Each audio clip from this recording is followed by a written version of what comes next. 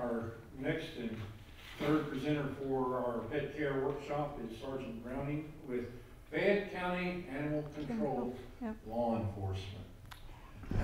Sergeant Browning. I'm Sergeant Browning, and I do work with Animal Control. We are separate from the Humane Society. We are funded by the government through the Division of Public Safety, contracted out through the Lexington Humane Society. So basically we share administrators and campus, but we have two different budgets. Basically our job, like I said, we're a Division of Public Safety. And we go out and we respond to calls that come in from the community, reference, wildlife, loose dogs, cruelty type issues. And we also come out and, if someone needs to just be educated as to leash laws or something like that, we also will go out and talk to the owners as well. We do all the animal intake for Fayette County. So any animal that you're going to be surrendering or stray animal that you found does come through our facility. First thing we do when they get in there is scan them for a microchip, if they allow us, and then vaccinate. We vaccinate them. And basically our lost and found department, our returned owner department, they're where we do all the animal intake at the shelter. That's that front building. You take them in there and they get you to fill out some paperwork and take the animals in. And they're also responsible for trying to get every animal that they can back to their owner. Because we do have a lot of strays that come in, whether somebody found them running loose in the road or just out at their house or something like that. And we also actually bring in wildlife sometimes. We don't just go out and remove wildlife. A lot of people call us and say, hey, there's a squirrel out here teasing my dog. Okay, just try to leave him alone and hopefully he'll go on his way. But we do pick up sick and injured wildlife.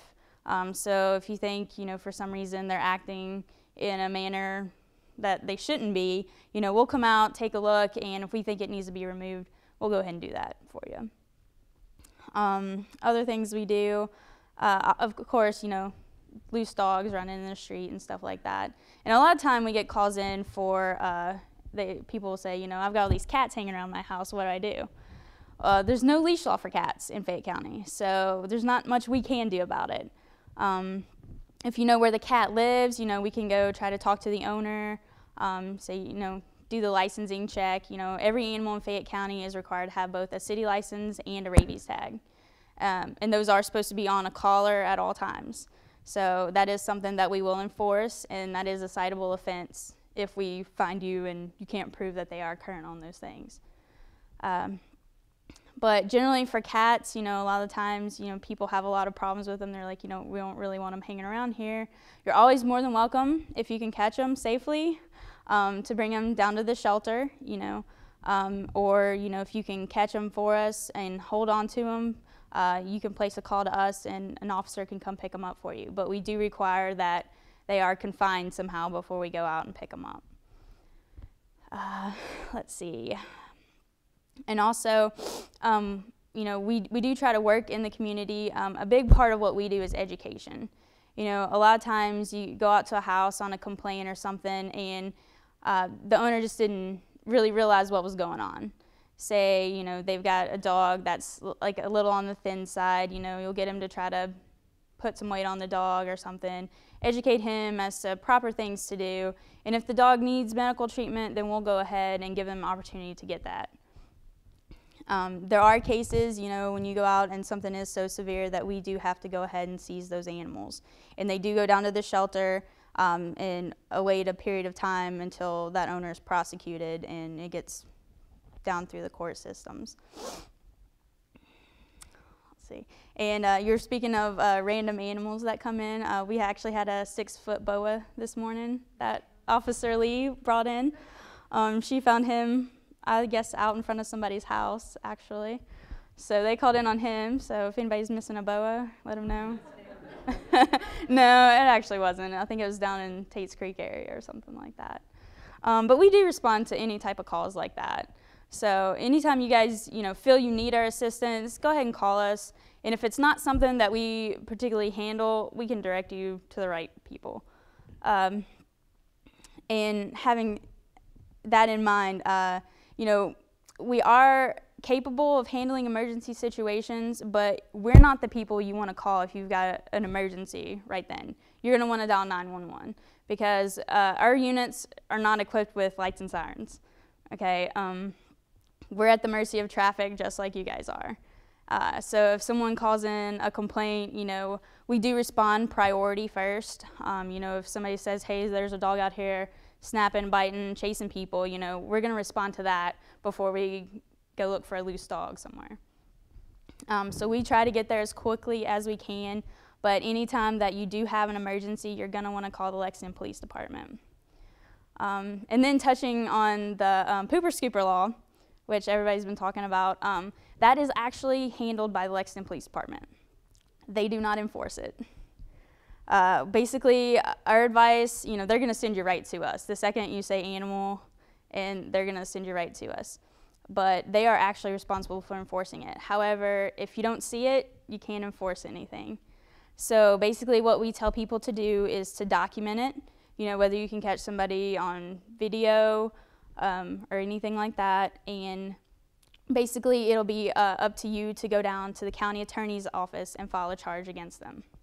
And you're more than welcome to do that in any situation. If you feel an animal is posing a threat to you, if you feel it's a dangerous animal, and we're not able to assist you with that in terms of we've been out numerous times, can't find the animal in violation or anything like that, you guys are always more than welcome to file your own charge. That's with anything in the city concerning any matter. You can always go down to the county attorney's office and make a complaint against that individual. Do you guys have any questions about anything like that? Just one quick question. Should you try, if you see a dog running loose, is it a good idea to try and, like, come stay in my backyard till I can call somebody? Or that's completely up to you. If you feel comfortable doing that, it definitely helps us out a lot. Because like I said, we have to respond in a priority type matter. So if you do call in a loose dog, you know, if we're not very busy and somebody's around the corner, it might be 5 minutes when we get there. If we are really backed up and we've got a lot of emergencies going on, you know, it might take us an hour to get out here to look for him. And that some days are just like that, you know. There's days when, you know, you're completely swamped all day, and then there's other days where, you know, it's real steady and you've got time to do things like that. So if you feel comfortable doing that, you know, we greatly appreciate it because, you know, we can just drop by and pick them on up. Your guys are always more than welcome to bring something to the shelter if you feel comfortable doing that. That's usually quicker than waiting for us to get there to pick them up.